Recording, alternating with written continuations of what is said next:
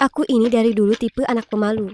Aku gak punya banyak teman. Dan saat ibuku menikah lagi dan kami pindah ke kota lain, aku harus masuk ke sekolah baru.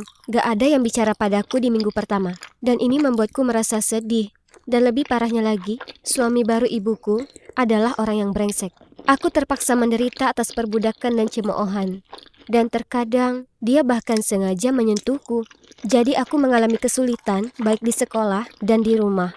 Aku seorang vegetarian sepanjang hidupku, dan ibu selalu menyiapkan bekal makan siangku. Ibu juga seorang vegetarian. Tapi saat dia sedang dalam perjalanan bisnis, ayah tiri baruku menawarkan untuk membuatkan makan siang. Ini aneh sekali, tapi aku tetap membawa kotak bekal yang telah disiapkannya untukku dan berangkat sekolah.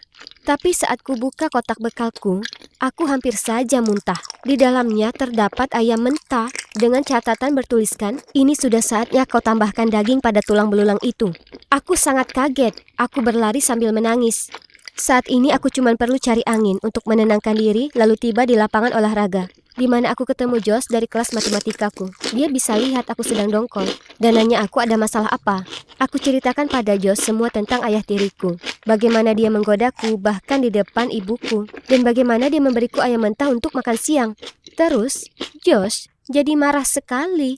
Dia bilang, "Kok bisa ya semua orang tua itu kejam sekali? Dan gak mungkin aku bisa pulang dan tinggal satu atap dengan pria macam itu." Lalu dia melihatku dan berkata, "Mau kabur saja?" Belum sempat ku jawab, dia sudah meraih tanganku dan kami berdua berlari ke mobilnya. Kami masuk, lalu dia berkendara pergi.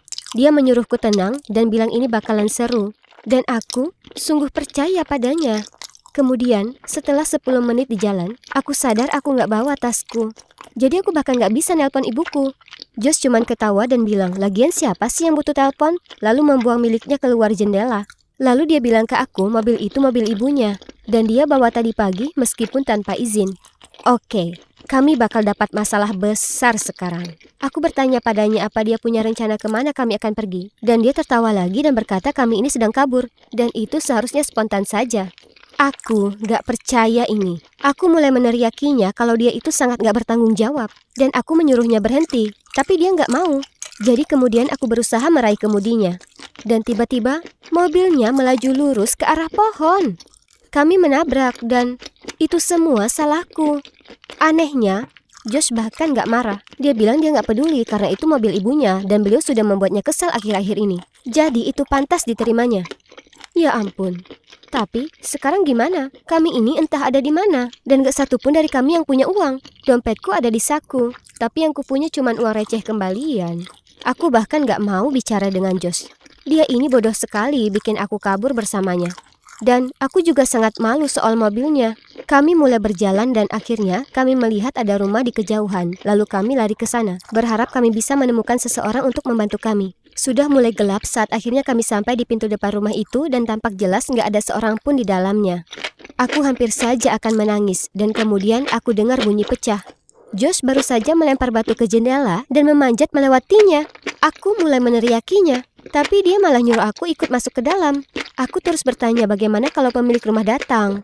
Tapi dia bilang tempat ini terlihat terbengkalai dan dia benar. Memang iya, rumahnya sangat kotor dan baunya aneh. Seperti kapur barus. Aku merasa cukup lelah, jadi aku rebahan di sofa.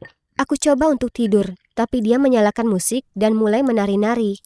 Aku perhatikan dia, dan setelah beberapa lagu, aku jadi tertawa. Dia ini benar-benar konyol. Kami memasang musiknya cukup keras, jadi kami awalnya nggak dengar. Tapi saat musik berganti, kami mulai panik. Ada orang yang masuk ke rumah. Aku mendengar mobilnya berhenti, kemudian diikuti derap langkah. Dan tanpa pikir panjang, kami memanjat keluar jendela dan langsung lari. Kami bahkan gak lihat siapa yang tinggal di sana. Kami akhirnya tidur di ladang dan rasanya dingin sekali. Aku menengok ke Josh dan memberitahunya aku kedinginan. Dan dia berbaring di sebelahku dan memelukku.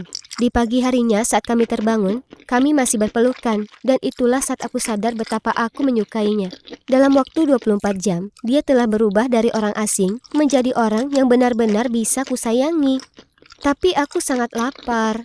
Jadi kami melintasi ladang ke kota selanjutnya untuk beli sarapan. Aku raba dompetku dan menyadari ternyata tidak ada. Lalu, aku ingat, aku meninggalkannya di sofa rumah yang baru kami masuki tadi. Ya ampun, tidak. Aku bilang ke Josh dan dia juga mulai kebingungan. Tapi dia bilang kami nggak bisa kembali. Itu terlalu beresiko. Di sepanjang pagi itu kami berjalan dan terus berjalan. Dan entah bagaimana, kami akhirnya berjalan mengitari lingkaran besar yang membawa kami kembali ke tempat mobil tadi rusak. Di satu sisi, aku ini kelaparan dan murung. Tapi di sisi lain, aku bersama Josh. Dan dia terus menghiburku seharian dengan leluconnya dan senyum nakalnya. Tapi saat kami sampai di mobil, polisi sedang menunggu kami. Josh mencoba lari dan aku hanya teriak, "Maaf," pada polisi itu, lalu menangis. Aku cerita ke mereka kami nggak bermaksud melarikan diri. Dan polisi itu terlihat sangat bingung dan bilang sebenarnya mereka mencari kami karena mereka menemukan dompetku. Aku langsung merasa mual. Itu berarti mereka tahu kami telah menerobos masuk ke rumah tadi. Tapi bukan itu bagian terburuknya. Wanita pemilik rumah yang telah kami masuki tadi telah ditemukan tewas pagi ini. Dan mereka mengira kami yang telah membunuhnya. Aku nggak percaya ini. 24 jam berikutnya sungguh mengerikan. Aku dan Josh dibawa ke kantor polisi dan dicecar pertanyaan tanpa henti. Dan kulihat seluruh hidupku berkelebat di depanku dalam sel penjara yang sempit. Namun kemudian ada telepon masuk. Ternyata wanita itu mengalami serangan jantung. Jadi kami lolos dari jeratan. Sayangnya gak sesederhana itu.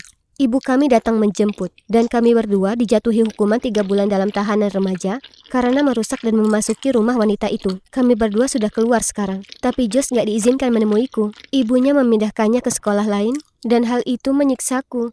Yang kuinginkan hanyalah menemui Josh, sehingga kami dapat bersama. Apa sebaiknya aku kabur lagi dan berusaha mencarinya?